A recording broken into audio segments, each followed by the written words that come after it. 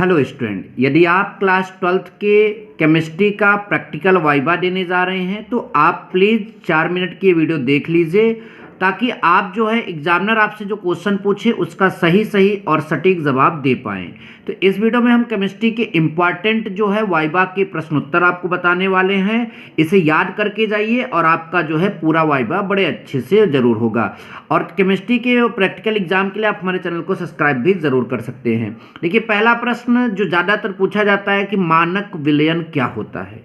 मानक विलयन क्या होता है? तो जिस विलयन की सांद्रता ज्ञात होती है उसे मानक विलयन कहते हैं। देखिए, कोई विलयन है आपको दे दिया जाए और आप उसमें मतलब कि आपको पता ही ना रहे कि इसमें कितने में कौन सी चीज़ कितना घुली है, तो जाहिर सी बात है उसकी सांद्रता ज्ञात नहीं है। लेकिन जब उसकी सांद्रता बता दी जाए तो ऐसी जो विलयन होती है वो आपका क्या कहलाती है? मानक विलयन। आई होप कि आपको इस प्रश्न का आंसर समझ में आ गया। उसके बाद हम आगे और प्रश्नों को देखते हैं। हमारा दूसरा विलयन है नार्मलता से आप क्या समझते हैं। नार्मलता से क्या समझते हैं? तो 1 लीटर विलयन में उपस्थित पदार्थ के ग्राम तुल्यांकों की संख्या, जो आपका 1 लीटर विलयन होगा उसमें उपस्थित पदार्थ के ग्राम तुल्यांकों की मतलब संख्या को हम विलयन की नार्मलता कहते हैं। और नॉर्मल विलयन क्या है? वह विलयन जिसके 1 लीटर में पदार्थ का 1 ग्राम अणु उपस्थित होता है। जब 1 ग्राम अणु उपस्थित होगा तो नॉर्मल विलयन होगा, और जब 1 ग्राम तुल्यांक रहेगा तो विलयन को हम उस चीज़ को हम नार्मलता बोलते हैं। तो दोनों को अलग अलग आप समझिएगा, ठीक।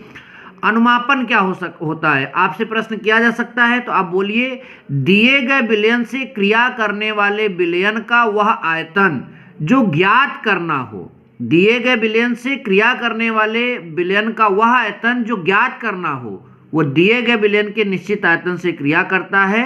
यही चीज क्या कहलाता है? अनुमापन कहलाता है। अब बात करेंगे अंतिम बिंदु किसे कहते हैं। तो देखिए, अंतिम बिंदु से क्या समझते हैं आप? वह बिंदु जिस पर सूचक जो है विलयन का रंग परिवर्तित करके अनुमापन की पूर्णता को दर्शाता है, अंतिम बिंदु कहलाता है। मतलब कि ये विलयन के रंग को परिवर्तन करेगा और ये बता देगा कि अनुमापन आपका जो आप कर रहे हो वो चीज़ पूर्ण हो गया। तो जिस बिंदु पर ये हुआ रहेगा वही बिंदु आपका क्या कहलाएगा? अंतिम बिंदु। सूचक क्या होता है? सवाल आ जाता है। तो जो पदार्थ विलयन का रंग परिवर्तन करके अनुमापन की पूर्णता दर्शाता है उसे हम सूचक कहते हैं। नेक्स्ट नंबर आपका है तुल्यांकी भार क्या होता है।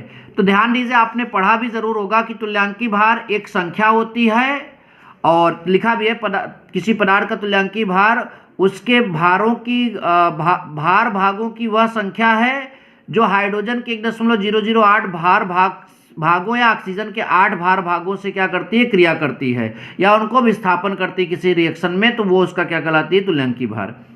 NaOH का तुल्यांकी भार कितना है? 40। कहोगे कैसे आया? तो देखिए, Na का जो भार होता है 23, O का 16, 23-16 आपका कितना हो जाएगा? 39, और एक जो है हाइड्रोजन का 40।